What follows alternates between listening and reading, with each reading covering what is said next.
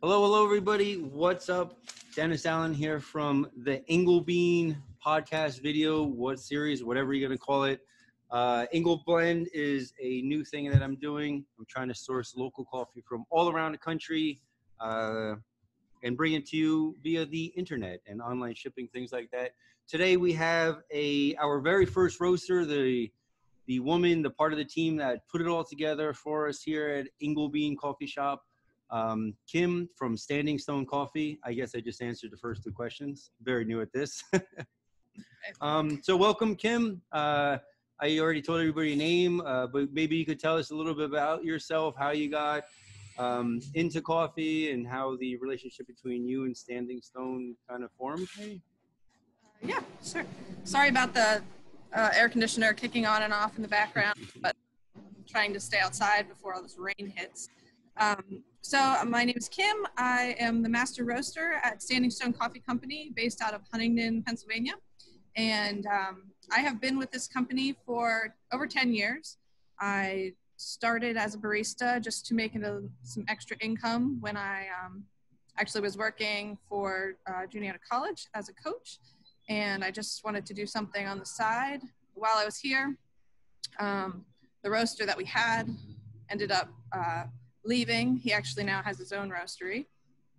So I said, yeah, I'll jump in. I want to learn how to roast. That sounds cool. At the time, we only roasted for ourselves and like a couple local places in town that got, a 5-pound bag here or there. So that was in 2010, I guess. I started in 2009. I started roasting in May of 2010. And so now it is 10 years later.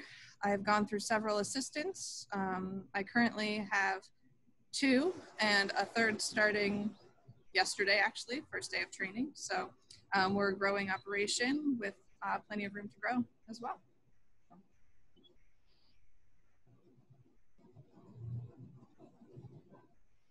Can't hear you, Dennis. Sorry. So what we're trying to do at IngleBlend, trying to get the essence of different coffee shops. So could you tell us a little bit about your area, where you are? I know we're in Pennsylvania here. So just tell us like what makes Standing Stone part of the community, what kind of community, is it a college town, what have you? Yeah, so a little background on Standing Stone. The owners are Greg and Jesse Anderson. Greg is a Juniata College graduate. Jesse is a Penn State graduate. They have a love for people and wanted to open a coffee shop. So in 2008, they did a lot of research, or probably before that, 2006, let's say. They did a lot of research on small towns. They wanted to be in a college town. So they went to several in Pennsylvania towns that needed, to see if they needed a coffee shop. Huntingdon actually won. So the location that we're in is central Pennsylvania. It's south of State College by about 40 minutes or so. Raystown Lake area, so we have a big tourist attraction for one of the largest man-made lakes. Oh, I heard about that. That's right. I think it is the largest man-made lake in Pennsylvania. It's about 32 miles long. Yeah, so yeah, well, it's a small college town. Juniata College is a small private school. Not exactly sure how many students they have. I would say between 4,000 and 5,000. So when Greg and Jesse were trying to find a place to open a coffee shop, they wanted to be in a neighborhood, in a community that needed it. So our location is actually not on a main street. It's, it's on a one-way street, kind of set into a downtown community. So you have like your downtown district of, downtown of Huntingdon that has most of the restaurants and the shops, where we are closer to the college and uptown. So we have neighbors, just like next door neighbors, not like a normal business would. The building that we're in, this brick building here, used to be a laundromat. So the neighborhood used it as a laundromat. And when Greg and Jesse, surveyed the community, they still wanted laundry, which is why in the back of the building we have kept laundry. There are a couple machines so that you can come in, do your laundry, and have your coffee and lunch. So. It's strange, but at the same time, such a cool idea. I really enjoy that. At first, when I heard about it, I'm like, what do you mean, a laundromat in a coffee shop? But it works so perfectly. It's great for the community. Yeah, It's, really immersing yourself in a community. Everybody does laundry. Yeah. Yeah. So, how did you and IngleBean, because, as everybody knows, or as nobody knows, I bought the coffee shop a couple years ago, but IngleBean has been here for almost 10 years now, if not 10. How did the relationship, because Sorry, there's a large truck. What was that? There's a large truck driving by. Oh, sorry. Okay. So how, I was asking, because we only sell IngleBean coffee here in the pumps and all our espresso drinks and everything. But this IngleBlend, we're going to be sourcing IngleBlend versions from all over. How did you and IngleBean form a relationship, and how did they find each other, and a little bit of history? So the original owner Martha, was I don't remember what year it was. It was probably close to 9 years ago, something. It might have been 10 this February. I think it was 10, actually. Yeah. So it was shortly after I started roasting, and her and her partner came to us to talk to us about this idea of putting the IngleBean in, and that they've had our coffee and they wanted us to roast for them. At that time, we hadn't done any major wholesales, no other coffee shops, but we felt like we were ready to take it on. So we met, we drank a lot of coffee, we tried a lot, and at the time, IngleBean wasn't a coffee shop. It wasn't built out. It was just a hunter's lodge, a fishing lodge, the rooms above it. So we had come up, we took a tour, just to get a feel for it. When we do blends for people, we really like to understand, what the point of the restaurant is, the mission.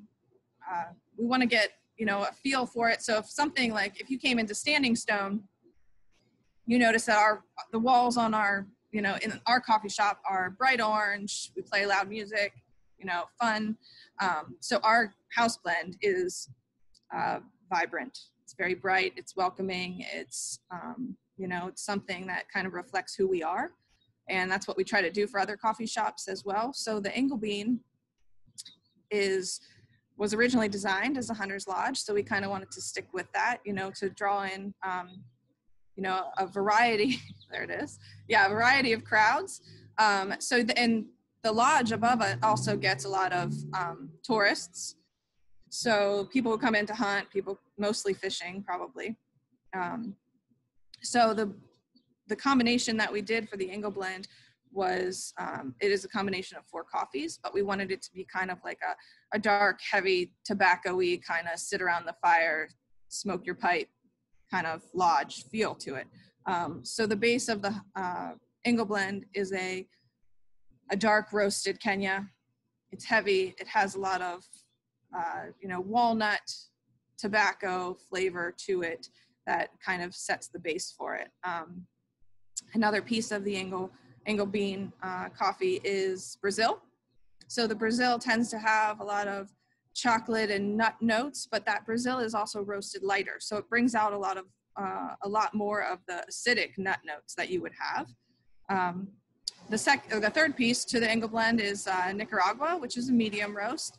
It's a direct trade coffee. So we have a really good relationship with our Nicaraguan farm. We have been there. Several of our staff have been there. We try to send a crew down every other year. Dennis hoping is to go the next time we go. So the Nicaragua is a very true medium blend coffee. It has a lot of darker fruit to it, some like black currant, but it also is a very earthy coffee. So it has a really good balance to that. It adds to the IngleBean. And then the last part of the IngleBean coffee is Sumatra.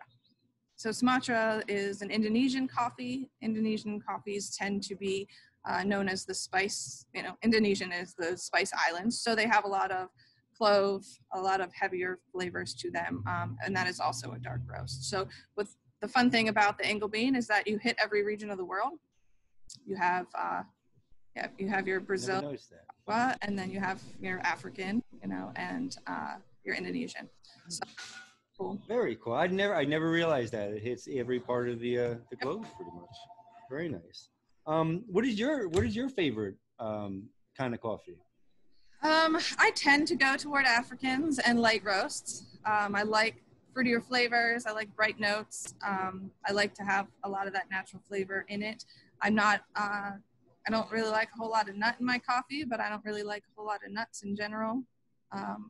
But I tend to go toward the Ethiopian Yirgacheffe is my favorite, just because it's so unique. It's also processed coffee, so it's dried with the cherry still on it, as opposed to most coffees are dried. Oh, all right. So it's kind of like you think about it like a sun-dried tomato. That more of a natural flavor kind of packed into it. That's nice. Very nice. So if people are coming out there, so we're promoting these coffee blends and people are going to be buying your coffee and they're going to have to come to Standing Stone, what are a couple of things that you have to get from Standing Stone? Like, what are your staples? Hands down, the Montana Climber. It's the most popular sandwich that we have. It's a combination of smoked turkey, bacon, an avocado ranch spread, tomato, Colby Jack cheese, and it's on sourdough bread.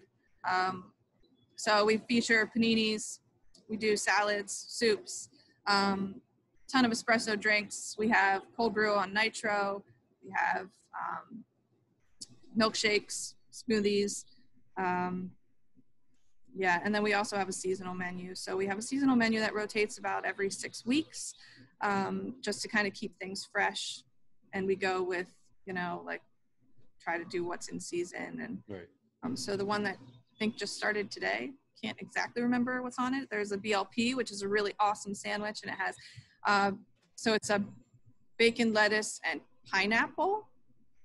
And it has, oh, that's nice. I think it's like a Cajun mayo spread, and it also has avocado. It's really good. It sounds really strange, but it is delicious. The pineapple just makes the sandwich. We also have your traditional Caesar salad and some new drinks. There's a strawberry cheesecake iced latte that they Whoa. put. Okay. We also try to do a lot of mocktails. So we sell our cold brew to a lot of bars and restaurants when they're open to do actual cocktails, which is cool. So we try to do a bunch of mocktails that just like incorporate different flavors into the cold brew. I'm gonna have to try those. I never tried that. Cool. And the cold brew, yeah, I definitely want to try that stuff. Interesting. Have you ever had it over nitro? I did at my friend's place in Jersey City, but yeah, I definitely want to try a Standing Stone. Yeah, really good stuff. Where do you see the future of coffee going? Like with everything going on right now and just the overall trends of coffee, what do you see the newest things out there hitting the market, or any direction of coffee in the future?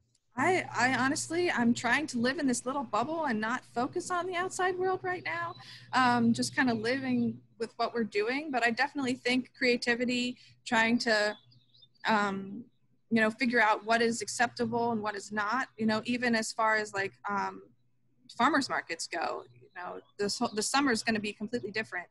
How can we bottle our cold brew? Can we, how do we get things into people's hands without getting cash back into ours, like physical cash, so setting up different styles of websites to do pre-ordering, having pickup locations, because it would be nice. We typically do about, 7 farmers markets each week throughout the summer.